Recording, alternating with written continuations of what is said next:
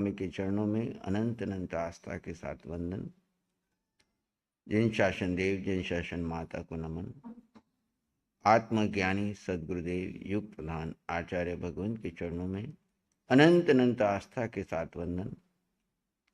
आत्मप्रिय शुभ मुनि जी, शुद्धेश मुनि जी, आत्मार्थी साधक साधिकाओं, हम सभी बृहद आलोयना के आध्यात्मिक स्वरूप को समझ रहे हैं। बृहद आलोयना के पंचम वर्ग के 40 दोहों की चिंतन चालू हुआ था, जिसमें कुछ दोहों का चिंतन किया था। प्रथम से पुनः परावर्तन करते हुए आगे बढ़ते हैं। श्रद्धा अशुद्ध प्ररूपणा करी फरसना सोए, अनजाने पक्षमात में मिच्छामि दुक्कड़म।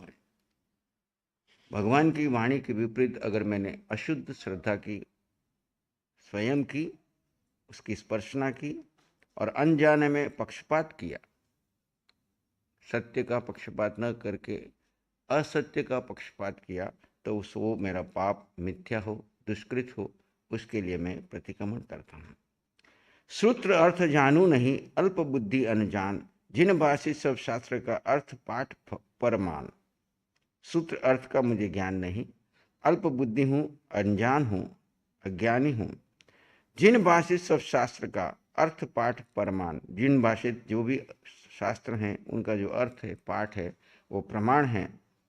देव गुरु धर्म सूत्र को नव तत्वादिक जोए, अधिका ओछा जे कया। देव गुरु और धर्म की और सूत्र की वाणी के विपरीत और नव तत्वादिक जो भी ज्ञान है, उसमें मैंने जरा भी अधिक किया या कम किया। अधिका ओछा यानी जितना सत्य है उससे बढ़ा चढ़ा के बताया या जितना है उससे कम बताया, तो मेरा पाप मिथ्या हो, दुष्कृत हो, तस् मिच्छामि। हूँ मग सेलियो हो रहियो, नहीं ज्ञान रस भिंज, गुरु सेवा न कर सकूं, किम मुझ कार्य सिंज। मेरा कार्य सिद्ध क्यों नहीं हुआ? गुरु के सानिध्य में रहते हुए भी हमारा कार्य क्यों नहीं सिद्ध होता? अनंत जन्मों की यात्रा कर रहे हैं, अनेक बार भगवान के समोषण में आए, अनेक बार जिन धर्म मिला, अनेक बार गुरुजनों के सानिध्य में जीवन व्यतीत किए, फिर भी मेरा कार्य सिद्ध नहीं हुआ। तो क्यों नहीं हुआ? तो कारण बताया, हूँ मगसेलियो ही रहो। मगसेलियो एक चित्र का कठोर पत्थर होता है, उसको पानी में कितना ही डाल दो या उसके ऊपर से कितना ही पानी बह के निकल जाए, उसको अंदर पानी जरा भी नहीं जाता। ऐसे कितना ही ज्ञान मेरे ऊपर वर्षा हो रही थी, लेकिन मैं पात्र नहीं बना। ऊपर से आया और बह के चला गया। जैसे बरसात बरसती है लंबी बहुत सारी पत्थर के ऊपर, लेकिन पत्थर जरा से भी भीतर से भीगता नहीं है। मिट्टी अंदर ले लेती है, लेकिन पत्थर के ऊपर से, पहाड़ के ऊपर से सब पानी बह के निकल जाता है। ऐसे मैं ज्ञान रस में भीगा नहीं। गुरु सेवा भी मैंने नहीं की, गुरु सेवा न कर सकूं, और गुरु सेवा भी नहीं की, ज्ञान रस में भी नहीं भीगा, तो फिर मेरा कार्य कैसे सिद्ध होगा? जाने देखे जे सुने, देवे सेवे मोए, अपराधी उन सबन का बदला देशु सोए। जो भी मैंने जाना, देखा, सुना, देवे सेवे मोए, अपराधी उन सबन का, जिन जिनका भी साथ मैंने अपराध किया है, उन सब का बदला मुझे देना ही पड़ेगा। गमन करूं बुगचार रतन, द्रव्य भाव सब कोय, लोकन में प्रकट करूं सुई पाई मोए। यानी मैंने कितनी माया की दुनिया के बीच में। गबन करूं, रत्न का तो मैंने गबन कर लिया है ना, उसको छुपा लिया रत्न को लेकर के, और द्रव्य से भी और भाव से भी, सभी प्रकार से, और लोगों के सामने मैं प्रकट कर रहा हूं जैसे मैंने सुई प्राप्त की है। सुई पाई मोए, मैंने केवल एक सुई प्राप्त की। पाया क्या? रतन, लेकिन बता रहा क्या हूं कि मैंने केवल एक सुई पाई है। ऐसी मैंने माया पूर्ण जीवन जिया। जैन धर्म शुद्ध पाए के, बरतु विषय कषाय, यह अचंबा हो रहा जल में लागी लाए। जैन धर्म को मैंने, शुद्ध वितराग धर्म को मैंने प्राप्त किया, और प्राप्त करके मैं कर क्या रहा हूं कि विषय कषायों में विचरण कर रहा हूं। 5 इंद्रियों के 23 विषय, 240 विकार, और उसके साथ में विषयों के भोग उतने तृप्त नहीं हुआ, उसके साथ में कषाय। कषाय क्या है? विषय भोगने में दोष नहीं है, विषय आए और जाए कोई बड़ी बात नहीं है, विषय तो सारी दुनिया भोग रही है, लेकिन विषय के साथ क्या लगा हुआ है? कषाय, यानी राग और द्वेष। जिस विषय को आपने राग और द्वेष के साथ भोगा तो वो आपके साथ कर्म बन गया, वो आपके साथ विकार बन गया। और जब तक निर्विचार और निर्विकल्प नहीं होंगे तब तक समाधि नहीं लगेगी, और जब तक समाधि नहीं लगेगी कर्म बंधन नहीं रुकेंगे, कर्म क्षय नहीं होंगे। और उसके लिए आवश्यक है कि वितराग धर्म पाने के बाद भी मैंने क्या किया, अपनी आलोचना कर रहा है साधक, मैंने शुद्ध वितराग धर्म पाने के बाद भी विषय और कषायों से मैंने निवृत्त नहीं हुआ, विषय कषाय नहीं छोड़े। ये अचंबा हो रहा है, ये आश्चर्य हो रहा है कि जैन धर्म में आया, वितराग धर्म में आने के बाद भी मैं मुक्त नहीं हुआ। ये आश्चर्य है। आश्चर्य कैसा है? जैसे जल में लागी आए लाए, जल के अंदर कोई आग लगाने कितनी कठिन बात है, ऐसा वितराग धर्म पाने के बाद भी मुक्त नहीं होना, ये कितना कठिन कार्य है। क्यों? कि हमने उसमें रह करके ही विपरीत कार्य किया। करना था विषय कषाय को मुक्त होकर के भगवान की आज्ञा का पालन करना था। भगवान की आज्ञा तो खाली सुन ली और निकाल दी, और आचरण में क्या किया? उन विषय कषाय को ही भोगते रहे। और आलमन क्या लिया? पंचम आरा है, इसमें इसके बिना चलता नहीं है। आरा कहीं बाधक नहीं है वितराग साधना में। मुक्ति के लिए आरा और काल और समय ये सब बाधक नहीं है। बाधक है हमारा अज्ञान, बाधक है हमारा मिथ्यात्व, बाधक है हमारा मोह। जिसको त्यागना चाहिए उसको तो पकड़ के रखा है, और जिसको पकड़ना चाहिए उसको त्याग करके, काल का नाम लेकर के, समय का नाम लेकर के, दूसरे को निमित्त बना करके अपने को बचाते जाते हैं। यही हमारा मिथ्यात्व है, यही हमारा ज्ञान है। जैन धर्म शुद्ध पाए के बरतु विषय कषाय, यह अचंबा हो रहा जल में लागी आए।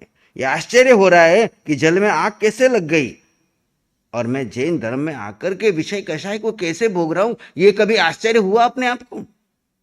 जैसे जल में आग लगना आश्चर्य लगता है, वैसे मेरे को ये आश्चर्य क्यों नहीं हो रहा है कि मैं जैन दर्शन में आने के बाद भी जिससे पल पल के ऊपर विषय कषाय का त्याग करने का उपदेश दिया है, नहीं दिया? विधि बताइए, प्रयोग बताए हैं, लेकिन हम करते नहीं हैं। हम उसके विपरीत जाते हैं और बहाना बना लेते, क्या करें पंचम आरे में इसके बिना चलता नहीं, हम तो संसारी है महाराज, ये सब काम आपका है हमारा नहीं है। और हम आपका काम है, लेकिन आप तीर्थ में क्यों आए? क्यों तीर्थ के हिस्से बनते हो? क्यों तीर्थ के हकदार बनते हो? जब तीर्थ वही है जो तिरने का अधिकारी है, अन्यथा तो हजारों लाखों करोड़ों श्रद्धालु घूम रहे हैं। तीर्थ का हिस्सा कौन है? जो स्वयं तिरने का संकल्प लेकर के चलता है। और जिसको तिरने का संकल्प नहीं है वो फिर तीर्थ कहलाने का अधिकारी भी नहीं है। जितनी वस्तु जगत में नीच नीच से नीच, सब में मैं पापी बुरो फंसू मोह के बीच। जितनी भी वस्तु जगत में नीचे से नीचे मानी जाती है, यानी पुद्गलों में जिसको हम हीन से हीन कहते हैं, उन सारी हीन वस्तुओं को अगर मैं हटा दूं, अगर उन सब वस्तुओं को देखूं, तो उसमें वो वस्तुएं इतनी नीची नहीं है, वो पुद्गल इतने नीचे नहीं है, उससे भी नीचा मैं हूं। यानी अपनी आलोचना करते हुए अपने आप को निम्न से निम्नतर बता रहा है साधक कि हे प्रभु, आज तक मैंने जगत में वस्तुओं को और व्यक्तियों को नीचा देखा कि ये हीन वस्तु है, ये हीन व्यक्ति है, लेकिन उन सब में अगर मैं नीचा देखूं अपने आप को, तो मैं सबसे नीचा हूं, सबसे मैं पापी बुरो फंसू मोह के बीच में। क्यों फंसा हुआ हूं? क्यों पापी हूं? अपने आप को पापी क्यों कह रहा साधक? अपने आप को आत्मज्ञानी, उसमें आत्मा भी है, पर वो अपने आप को पापी क्यों कह रहा? बोलो, कभी सोचा आपने, चिंतन किया? सबसे बड़ा पाप क्या है? सबसे बड़ा पाप, सबसे बड़ा पाप मिथ्यात्व और मोह है। और हम सब किस में फंसे पड़े हैं? कभी चिंतन किया, मनन किया कि ये त्यागने योग्य है, बाकी सबका हम त्याग कर रहे हैं, लेकिन मिथ्यात्व और मोह के दलदल में फंसे जा रहे हैं और मोह को बढ़ाते जा रहे हैं। इसलिए साधक ने कहा मैं सबसे नीचा हूं, सबसे नीच हूं, क्योंकि मैं मोह के कीचड़ में फंसा पड़ा हूं और मोह में और फंसता ही जा रहा हूं। जैसे हाथी एक पैर उठाता है और दूसरा पैर फिर अंदर चला जाता है, फिर उठाता है, फिर अंदर चला जाता है। मेरी वो दशा हो रही है। आज तक मैंने दूसरों को नीचा और नीच देखा, वस्तुओं को नीच देखा, उनको देख करके घृणा की, लेकिन वास्तव में देखो तो मेरे जैसा नीचा पापी कोई नहीं है, क्योंकि मैं मोह के कीचड़ में, मोह को शत्रु के चुंगल में फंसा पड़ा हूं। और वो चंगल कौन से हैं? वो दो हैं, बताओ कौन से?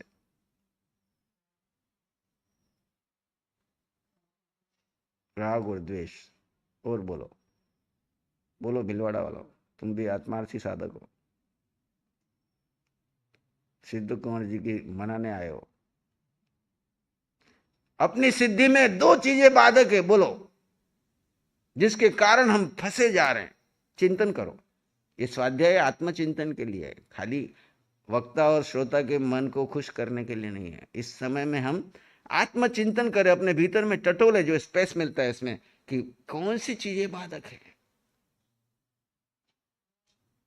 मोह तो है ही है मोटा, और वस्तुएं, जिनके वस्तु व्यक्ति जिनके अंदर हम फंसे पड़े हैं, हर साधक फंसा पड़ा है।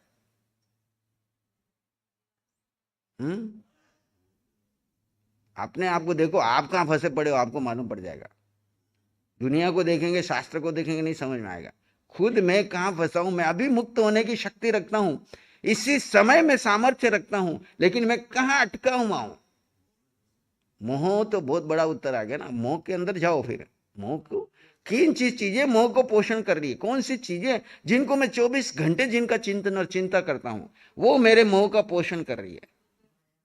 पुद्गल में भी और संक्षिप्त करो, माया, ये थोड़े नजदीक है। और बोलो, और घुसो अंदर। माया भी बहुत बड़ा उत्तर है, और थोड़ा संक्षिप्त करो। राग द्वेष तो कर्म का कारण है, उसके कारण राग द्वेष पैदा हो रहे हैं। दो जो चीजें हैं जिसके ऊपर पूरा इतिहास, बड़े बड़े युद्ध जो हो रहे हैं, सबका कारण दो ही चीज, इंद्रियां, देह, कंचन और कामिनी। क्या है? बोलो, आज सारी दुनिया किसमें पड़ी हुई है? कंचन, धन, वस्तु में आ गया, धन में सब आ गया। सारा चिंतन और चिंता किसकी चल रही है? परिग्रह को लेकर के। जबकि जीव को एक पुद्गल की भी आवश्यकता नहीं, निश्चय में देखे तो जीव को किसी पुद्गल की आवश्यकता नहीं। जीव अपने आप में समृद्ध है, संपन्न है, परिपूर्ण है, अष्ट गुणों से युक्त है। जीव को आज तक जीव ने कुछ भोगा नहीं, जीव को कुछ चाहिए नहीं, जीव ने कुछ किया नहीं, जीव को कुछ करना नहीं। जीव को सिर्फ एक ही पुरुषार्थ करना है, इन कंचन, कामिनी, मोह, मिथ्यात्व से निवृत्त होकर के इस 3.5 काया की हाथ में, काया के बीच में रहा हुआ आपका अस्तित्व कितना है? इस 3.5 हाथ की काया के बाहर आपका कोई अस्तित्व नहीं है वर्तमान में। उसी में अपने की खोज करनी है और उसी में रहना है।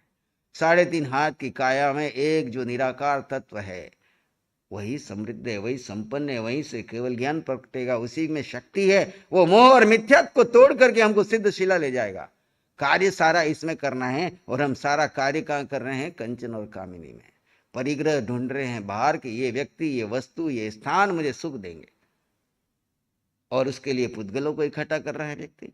और पुद्गल इकट्ठा हो जाए, उदय कर्म के अधीन पुण्य से पुद्गल ज्यादा आ जाए, तो फिर ध्यान किधर जा रहा है? कामिनियों को खुश करने में। और उनकी न अपनी इच्छा कभी पूरी हुई, न उनकी इच्छा कभी पूरी हुई, और उस चक्र में पड़ करके एक के बाद दूसरा, दूसरे के बाद तीसरा, ये चक्र चलता ही रहता है। ये एक जन्म का नहीं, 2 जन्म का नहीं, परमात्मा फरमा रहे अनंत जन्मों में, हर जन्म में हमने यही कार्य किया, कंचन और कामिनी के चक्र में पड़ करके राग और द्वेष किया, और अपने को भूल गए और संसार में घूमते रहे। एक कनक और कामिनी, 2 मोटी तलवार, उठियो तो जिन भजन को बीच लियो मार। कंचन और कामी 2 बड़ी तलवारें हैं।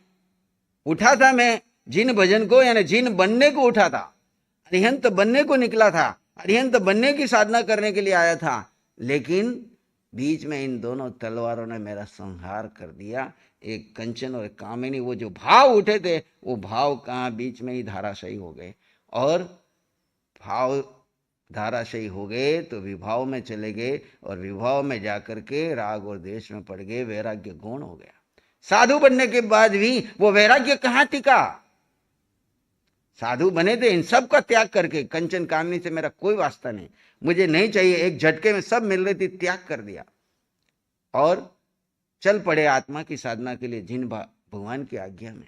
लेकिन धीरे धीरे कंचन और कामिनी सीधी तो नहीं आई, लेकिन कंचन और कामिनी की जगह नाम, पद, प्रतिष्ठा, परिवार, संघ, समाज, संस्थाओं ने घुसा दिया। और किसमें चक्कर में फंस गए? काम करना था इस 3.5 हाथ की काया में, उसके लिए निकले थे, लेकिन आजू बाजू के वातावरण को देख करके अनादि के मिथ्यात्व ने वापस खींच लिया और हम उसी चक्र में आ गए, उसी 2 तलवार में। और इन 2 तलवारों ने, वहां हमारे पास प्रत्यक्ष कमाने नहीं गए, लेकिन की हुई कमाई के ऊपर, आपकी कमाई के ऊपर हम अधिकार जमाने लग गए कि नाम चाहिए, पद चाहिए, प्रतिष्ठा चाहिए। और अभी फंक्शनों में कौन सत्कार पाता है? जो कंचन का अधिक खर्च करता है उसको हम सत्कार देके सक्कारेमी समारेमी करते हैं, आगे बिठाते हैं, उसकी भक्ति करवाते हैं। और नियम क्या लिया था? 3 करण 3 योग से परिग्रह करूं नहीं, कराओ नहीं, अनुमोदन नहीं। सत्कार में क्या हो रही है? उसकी अनुमोदना हो रही है। और ऐसी अनुमोदना धीरे धीरे कब हमारे अंदर घुस जाती है, और फिर हर समय जो हमारे लिए पुद्गल खर्च करता है, हम उसको समय नहीं दे तो वो नाराज हो जाता है, और हम खुद ही उसके ऋणी हो गए। इसलिए बार बार आए तब घंटों लेके बैठे रहो, श्रावक जी आए हैं, 1000 श्रावक दूसरे आ रहे, उनकी तरफ किसी का ध्यान नहीं है। 999 तो सामान्य दर्शन किए, भक्ति किए, प्रवचन सुने, सत्संग किए और निकल गए। पर एक जिसका ऋण लिया है या जिसके आप वो बन गए हैं, उसको आपको अपनी साधना का समय छोड़ के उसको ऐसे धीरे धीरे हम ये कंचन और कामिनी के चक्र में पड़ जाते हैं। और ये दोनों तलवारें हमारे को क्या करती है? बीच में ही मार देती है, यानी हमारे लक्ष्य से भटका देती है। मारने का मतलब क्या है? मारने का मतलब उन्होंने जान से नहीं मारा, पर जो लक्ष्य पे निकले थे, वैराग्य के लक्ष्य पे निकले थे, वितरागता का लक्ष्य था, वो तो गौण हो गया। और दूसरा, सारे संबंधों का त्याग करके निकले थे, और आज कितने नए संबंध बन गए। वो आए तब तो बोलते ये छूटा हुआ संसार है, ये मेरे संसारी है, और यहां वाले जो मिलते हैं उनको कहते ये मेरे धर्म परिवार है। काहे का धर्म परिवार? धर्म परिवार के संसार बढ़ाने के लिए खड़ा किया? काहे का धर्म परिवार? सब जीव हमारे लिए एक समान है, अभेद दृष्टि से जीव जीव है। आए तो ठीक है, जाए तो ठीक है, मैं जीव अपने में से एक समय भी इधर का उधर नहीं होऊंगा। जहां संबंध है वहां गृहस्थी है, वहां घर है। जहां संबंध नहीं है वहां पर अणगार है। अणगार का मतलब क्या है? अणगार का मतलब जहां कोई छूट नहीं है, न छूटे हुए संसार के लिए छूटे, न इस धर्म के परिवार के लिए छूटे, केवल एकमात्र जीव के सिवाय अन्य किसी के लिए आज्ञा नहीं है। भगवान ने कहा सिर्फ जीव को समय दो और किसी को समय मत दो। और आप भी जहां पर आते हो तो एकमात्र जीव को केंद्रीभूत बना करके आओ। जो महाराज केंद्र जीव को समय देते हैं, जीव का पोषण होता है, तब तक सेवा करनी है। और लगे कि ये जीव की बजाय यहाँ पे संसार बढ़ रहा है, तो वहां से मथन बंदामी करके विहार कर जाओ। ज्यादा जितना समय उसमें उलझोगे, जितनी उसमें आसक्ति रखोगे, अपना भी मोह पोषण करोगे और उनको भी फंसाने के लिए क्या बनोगे? निमित्त बनोगे। वैराग्य बढ़ता रहना चाहिए। जहां वैराग्य घट गया, चाहे साधु का हो चाहे श्रावक हो, वहां पर क्या आ जाएगा? राग आ जाएगा। राग आ गया तो संसार आ गया। वैराग्य का मतलब जिस समय 24 घंटे ये भान रहे कि मेरे पास, मेरे अलावा मेरा कुछ नहीं, मेरा कोई नहीं। मेरे पास यानी मैं कौन? मैं जीव। जीव के पास, जीव के अलावा, जीव का अन्य कुछ नहीं। एक पुद्गल से भी मेरा वास्ता नहीं, एक अन्य जीव से भी मेरा वास्ता नहीं। इसका मतलब ये नहीं कि दूसरे जीव छोटे बड़े, वो सब जीव अपने अपने समय में, जिसका काल पकेगा वो अपने समय से मुक्त होगा। मैं किसी को मुक्त कर नहीं सकता। कर सकते हम? अगर कर सकते तो अरिहंत भगवान पे इतनी करुणा है कि एक ही दिन में सबको मुक्त कर दे। नहीं है उनकी करुणा, पर वो प्रेरणा दे सकते हैं, मार्ग दिखा सकते हैं। लेकिन जिसकी तैयारी होगी वो ही, क्या भगवान के समक्ष में जाने वाले सारे तीर जाते हैं? करोड़ों साधक वहां रोज आते हैं। कितने? समूह शरण में करोड़ों जीव वहां पर जाते हैं। सबके सब वहां पर आत्मज्ञानी, भेद विज्ञानी, क्षायिक संकेती होकर केवल ज्ञानी नहीं बन जाते। आते हैं, सुनते हैं, देखते हैं, महिमा देखते हैं, प्रवचन सुनते हैं, भगवान की वाणी सुनते हैं, निकल जाते हैं। जैसे यहाँ पे हजारों आते तो सभी टिकते क्या? कोई समाज के कारण आ रहा है, कोई इतने बड़े महाराज आए तो इसके लिए आ रहा है, कोई किसी कारण से आ रहा है, कोई किसी कारण से आ रहा है, किसी पुण्य से आ जाता है, दर्शन करता है, भक्ति करता है और वापस अपने संसार में निकल जाता है। वो संस्कार पड़ जाते, किसी काल में समय होगा तो उदय जब तैयार होगी उसका, तो कोई शब्द ज्ञान निमित्त बनेगा, नहीं तो कोई और निमित्त बनेगा। सबके लिए हम निमित्त नहीं होते। तो इन 9 दोहों के अंतर्गत आलोचना करके अब अंतिम दोहे चल रहे हैं, तो अंतिम दोहे में पुनः विश्लेषण शो करके अपने आप को साधक अपनी आत्मा के सामने स्वयं के सामने, आलोचना का मतलब कि आत्मा की साक्षी में स्वयं के सामने नग्न हो जाए। बाहर तो हम क्या करते हैं, बड़ा अच्छा व्यक्तित्व बना के दिखाते हैं, खुद अपने जीव के सामने अपने स्वरूप को पहचानो और मैं कहाँ फंसा पड़ा है देख करके अपने जीव के सामने प्रकट करो। आगे कहते हैं, छाड़ के संसार छार छार ही का विहार करूं, माया की निवारी नहीं माया को निवारी फिर माया मन धारी है। अगला कछु धोय किच फेर किच बिच रहूं, विषय सुख चाहूं मन प्रभुता वधारी है। साधु कहा नारी निरखत लुभाय रहे, कंचन की करे चाह प्रभुता पसारी है। करत फकीरी ऐसी अमीरी की आस करूं, काहे को धिक्कार सिर पगड़ी उतारी है।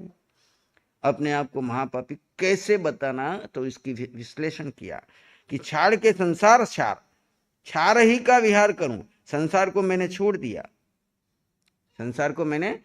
दिया और फिर उस छोड़े हुए में विहार कर रहा हूं। मन फिर उधर उधर घूम रहा है, काया से तो छोड़ दिया लेकिन मन कहां छूटा। माया को निवारी फिर माया मनधारी है, मैंने माया को तो छोड़ दिया, माया का त्याग कर दिया, जगत के समक्ष खड़े होकर मैंने सारी माया का क्या किया, त्याग कर दिया। फिर भी अभी माया को मैंने कहां धारण करके रखी है, मन में, या मन के स्तर पे ऑपरेशन चल रहा है। काया से तो मैं साधु कहला रहा हूं, लेकिन मैं अपनी आत्मा की साक्षी में अपने देख रहा हूं कि मन कहां कहां भटकता है, मन क्या क्या कर रहा है। मैंने जगत के सामने, इस सारी दुनिया के सामने मैंने इस सारी माया का त्याग किया, लेकिन फिर भी अपनी मेरे मन कहां कहां भटक रहा है। अगला कछु धोए किच फिर किच बिच रहूं, जैसे एक कपड़े को धोया, कीचड़ में से साफ किया, या आजू बाजू में कीचड़ था उसको साफ किया, तो अपने को खुशी होती है कीचड़ दूर हो गया, लेकिन वापस मैं कीचड़ में फंसूं, ये ऐसा काम मैं कर रहा हूं। अगला कछु धोए, यानी पिछला, अगला जो पीछे वाला था मैंने उसको धोया, साफ किया, पुराने पापों को धोया, और फिर मैं वापस पाप में फंस गया, फिर कीचड़ बिचड़ूं, फिर इस कीचड़ में रह रहा हूं। या कीचड़ क्या है, ये कीचड़ मन के स्तर के ऊपर विभाव में जा करके जो मैंने आर्त रोध ध्यान कर रहा हूं, जो मैं क्रिया प्रतिक्रिया कर रहा हूं, जो मैं विभाव दशा में जा करके संसार का चिंतन कर रहा हूं, वो सारा का सारा कीचड़ है। पुराना कीचड़ जो मैं साथ लेके आया उसको तो मैंने धोने की क्रिया शुरू की, लेकिन फिर भी ये मन कितना भटक रहा है और कहां कहां जा रहा है, क्या क्या कर्म बांध रहा है, उस वापस कीचड़ लगा रहा है। कीचड़ यानी अपने ही कपड़े को वापस मैला करना, अपने ही कपड़े के ऊपर वापस वो सब लगाना। अगला कछु धोए कीचड़, विषय सुख चाहूं मन प्रभुता वधारी है। विषय सुख को चाह रहा हूं, विषय सुख चाहूं, इच्छा क्या हो रही है, विषयों के सुख चाहूं, जबकि जीव को कुछ चाहिए नहीं। जीव के पास क्या है, बोलो, जीव के पास क्या है और शरीर क्या मांग रहा है। जीव के पास अष्ट गुणों की संपदा है, जीव के पास अष्ट गुणों की संपदा है, और मन जो है विषयों में लगा हुआ है। मन किसका पार्ट है, शरीर का पार्ट है। मन विषय सुख में लगा हुआ है, मन प्रभुता वधारी है। विषय सुख चाहूं मन प्रभुता वधारी है। साधु कहा ये नारी निरखत लुभाए रहे, साधु कहला रहा हूं लेकिन मन नारियों को देखने में लगा हुआ है, लुभायमान हो रहा है। कंचन की करे चाह प्रभुता पसारी है, कंचन की चाहना कर रहा है और बाहर प्रभुता दिखा रहा है। करत फकीरी ऐसी अमीरी की आस करूं, फकीरी ऐसी कर रहा हूं और अमीरी की आस कर रहा हूं। काहे को धिक्कार सिर पगड़ी उतारी है, कह रहे कि ऐसी साधुपने को धिक्कार है, जो ऊपर से तो पगड़ी उतारी है और अंदर मन उसी में लगा पड़ा है। आगे के दोहे में कहते हैं, त्याग न कर संग्रह करूं, विषय व मन जिम आहार, तुलसी ए मुझ पतित को बारंबार धिक्कार। त्याग न कर, बाहर क्यों शोर कर रहे, शांति रखो, उधर मौन रखो, बच्चे को उधर ले जाओ, आवाज ना करो, यहां जरा भी आवाज सब जगह सुन जाएगी भाई को। कर संग्रह करूं, विषय वमन जिम आहार। कैसा, वो विषय कैसे हैं, वमन के समान। त्याग करने का, त्याग तो नहीं किया और संग्रह कर रहा हूं, ये संग्रह कैसा है, जैसे विषयों का वमन किया और उसको, आहार को वमन करके वापस कोई उसको इकट्ठा करता है क्या, ऐसे एक बार हमने वमन कर दिया, यानी एक बार हमने जिसका त्याग कर दिया, उसको फिर से संग्रह करूं या उसमें फिर मन लेके जाऊं, तो वह धिक्कार के समान है। तुलसी ए मुझे पतित को बारंबार धिक्कार, अपने आप को पतित बता करके रहा है कि मुझे बारंबार धिक्कार है कि मैंने ऐसा कार्य किया है। विषय त्याग, जिनको त्याग करके आया था विषय का, उनका मैं संग्रह करने में लग गया। ये ऐसा ही है जैसे वमन किए को पुनः आहार को, वमन किए आहार को इकट्ठा करना। राग द्वेष दो बीज है, कर्म बंध फल देत, इनकी फांसी में बंध्यो छूटू नहीं अचेत। राग द्वेष दो बीज है, यानी जब तक बीज रहेगा तब तक पौधा उगता ही रहेगा। आप कितने ही बाहर से, बीज को ही खत्म करना है। जब बीज खत्म हो गया तो फिर पेड़ उग नहीं सकता, यानी जड़ निकल गई। तो कर्म का मूल दो बीज हैं। संसार में जितने भी सारी बातें, सबको संक्षिप्तीकरण कर दिया, दो बीज है। कर्म बंधन का, कर्म बंध फल देता, राग और द्वेष दो जो बीज है, इसी से कर्म का बंधन होता है और इसी से फल आता है। इनकी फांसी में बंधियो, मैं इनकी फांसी में बंध गया हूँ, इसमें फंस गया हूँ, राग और देश के चक्र में फंस गया हूँ। छूटू नहीं अचेत, और इससे मैं छूट नहीं पा रहा हूँ, बल्कि मैं अचेत हो गया हूँ। यानी जो हमारे में चेतन शक्ति, जो ऊर्जा थी, वो एनर्जी थी, जो मैं जिस उत्साह से मैं इस साधना मार्ग पे निकला था, वो मेरा सारा इस राग द्वेष के बीज में फंस गया हूँ और इसने मुझे फांसी की तरह बांध रखा है। जैसे किसी के गले में फंदा डाल दिया जाता है तो उसको निकलना कठिन होता है, ऐसे मेरे गले में ये कर्म बंधन का, राग द्वेष का फंदा फंसा पड़ा है। फिर आगे बता रहे हैं, रतन बंध्यो गठड़ी विषे, भानु छिप्यो गन माही, सिंह पिंजरा में दियो जोर चले कछुनाई। कैसे है, उपमा देके, दृष्टांत देके बता रहे हैं। जैसे रतन गठड़ी के बंदर बांध के रखा हुआ है, तो उसकी चमक बाहर दिखती है क्या, कितना ही चमक रहा हो रतन, लेकिन उसको गांठ के अंदर बांध के रखा है तो उसका प्रभाव आपको नहीं दिखता। भानु छिपियो गनमाई, इतना बड़ा सूर्य, इतना तेज, लेकिन आगे एक बादल आ गया, घना बादल, तो आपको दिन में भी रात जैसा लगने लग जाता है, वो उसका प्रभाव आपको दिखता नहीं है। सिंह पिंजरा में दियो, सिंह जिसको पूरे वन के, हाथी से लेकर के सारे जानवर जिसके नाम से चौंकते हैं, उसको पिंजरे में डाल दिया। जोर चले कछुनाई, तीनों का जोर, इतनी ताकत होते हुए भी जोर नहीं चल रहा है। ऐसे मेरे पास इतनी शक्ति है कि मैं अभी मुक्त हो सकता हूं, लेकिन मैं फंसा पड़ा हूं राग और द्वेष के इन दोनों बीजों के बीच में। इन्होंने मुझे ऐसा फंसा रखा है, फांसी लगा रखी है कि इसके कारण मैं छूट नहीं पा रहा। जैसे सिंह में इतनी ताकत है कि अगर वो बाहर आ जाए तो किसी की हिम्मत है कि उसके बाजू में चला जाए, लेकिन पिंजरा बीच में लोहे का आ जाने से ताकत होते हुए भी वो कुछ नहीं कर पा रहा है। सूर्य में इतनी ताकत है कि उसके सामने जाए तो पिघल जाए सब, लेकिन बीच में एक बादल की टुकड़ी आ गई, उसका इतना तेज होते हुए भी आपको दिन में भी रात जैसा लग रहा है। और ऐसे ही रतन, एक समय की घटना है कि एक फकीर के पास एक देव प्रसन्न हो गया और ब्राह्मण के वेश में गया। वो बोले, आप इतने मेहनत करते हो, सन्यासी हो, आपको क्या जरूरत है ये सब करने की, वो जूते काटने का काम करता था और अपना आजीविका चलाता था और मस्त रहता था, अपनी साधना करता था।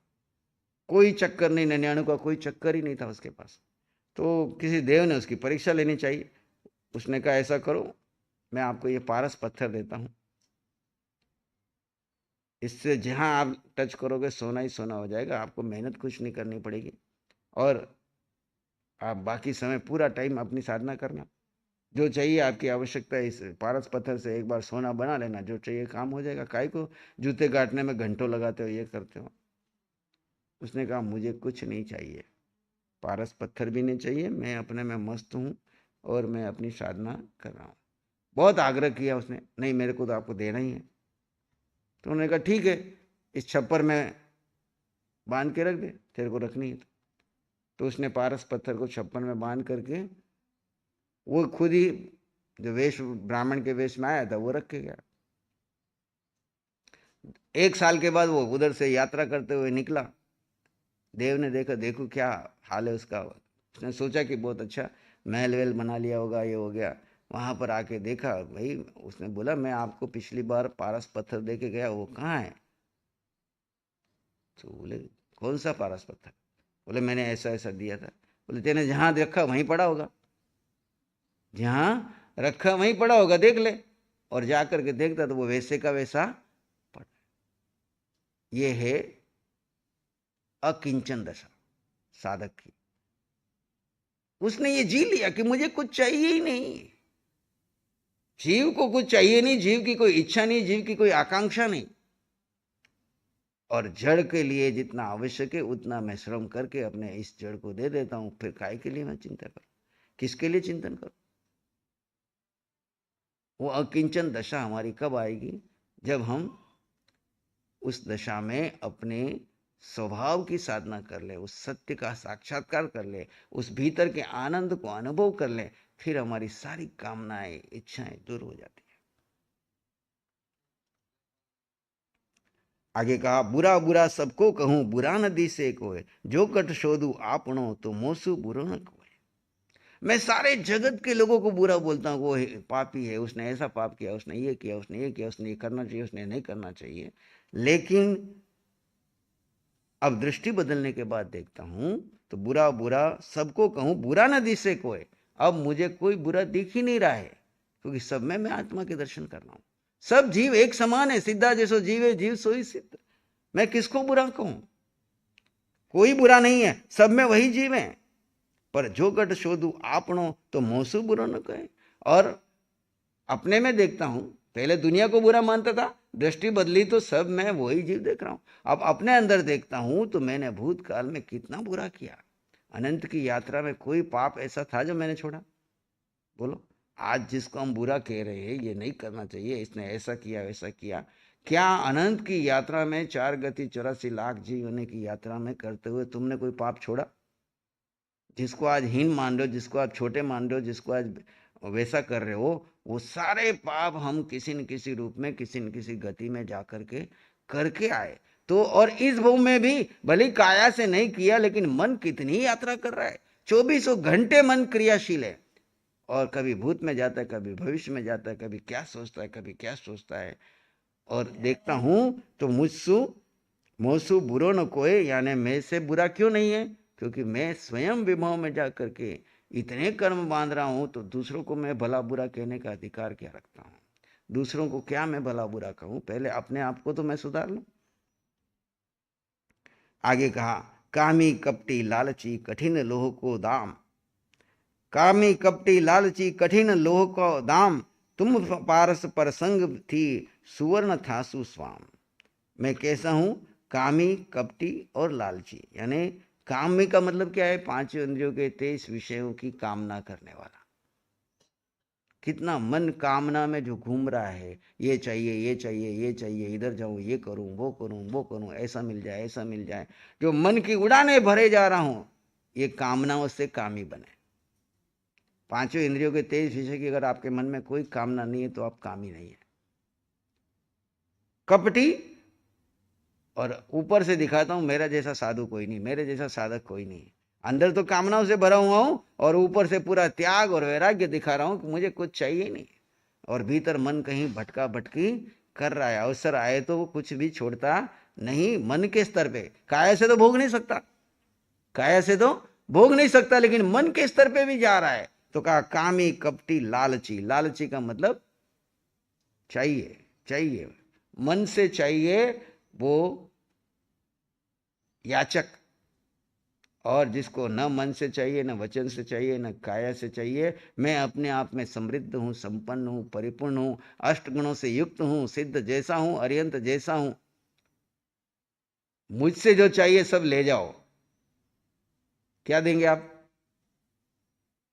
क्या दे सकते हो? बोलो, ब्यावर वालो। आपको कोई आगे आके याचना करे तो आप क्या दोगे? आपका है क्या? आप पहले ये देखो, हो कौन? नरेंद्र, इनकी वो कांच खोल दे, वो बेचारी आतुर हो रही है। इधर वाला खोल दे थोड़ा।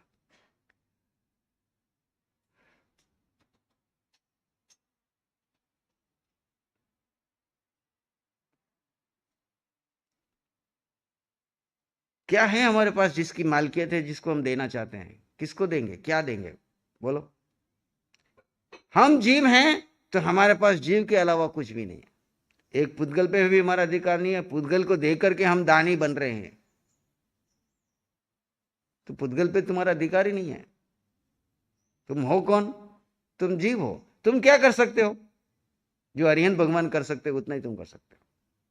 इसके अलावा तुम्हारे अरिहंत भगवान तीन लोग को जान रहे, देख रहे, क्या कर रहे हो? वो ज्ञाता दृष्टा है, तुम भी ज्ञाता दृष्टा हो। वो सबके लिए करुणा कर रहे, तुम भी करुणा करो। सबके लिए मंगल मैत्री करो कि सब जीवों का कल्याण हो, सबको मंगल हो, सबको सुख मिले, सबको समृद्धि मिले। सुख के लिए पुद्गल की जरूरत है क्या? किसी को सुखी करने के लिए पुद्गल की जरूरत है क्या? बताओ। मैं चाहता हूं कि पूरे भीलवाड़ा के लोग या ब्यावर के लोग सुखी हो जाएंगे। कैसे हो जाएंगे? आज तक अपने जीवन के 60-70 सालों में आपने कितने ही पुद्गल सबको बांट दिए, कोई सुखी हुआ? आपके रिश्तेदार हुआ, आपका परिवार हुआ, आप खुद हुए क्या पुद्गल से सुखी? जितने पुद्गल बढ़ रहे हैं उतने सुख बढ़ रहा है कि दुख बढ़ रहा है? लालसा बढ़ रही है, मतलब दुख बढ़ रहा है। क्योंकि यहां बताया ना, अपने आप को कामी कपटी लालची। कामी कपटी लालची सुखी है कि दुखी है? जीव अपने आप को नग्न कर रहा है कि मैंने कामनाओं के चक्र में पड़ करके, कपट में पड़ करके, लालच में पड़ करके 4 गति 84 लाख होती यात्रा की, और आज मैं इन पुद्गलों को देख करके अपने आप को दानी मान रहा हूं। इसलिए सबसे बड़ा दानान सेठम अभय पयाणम। सबसे बड़ा दान कौन सा दिया? वहां पे ये श्रेष्ठ दान में ये पुद्गल का दान नहीं बताया। दानों में सर्वश्रेष्ठ दान कौन सा बताया? अभय दान बताया। अभय दान कौन देता है? जिस जीव कोई दूसरे जीव की दृष्टि के परिवर्तन का निमित्त बन जाता है। क्या बन जाता है?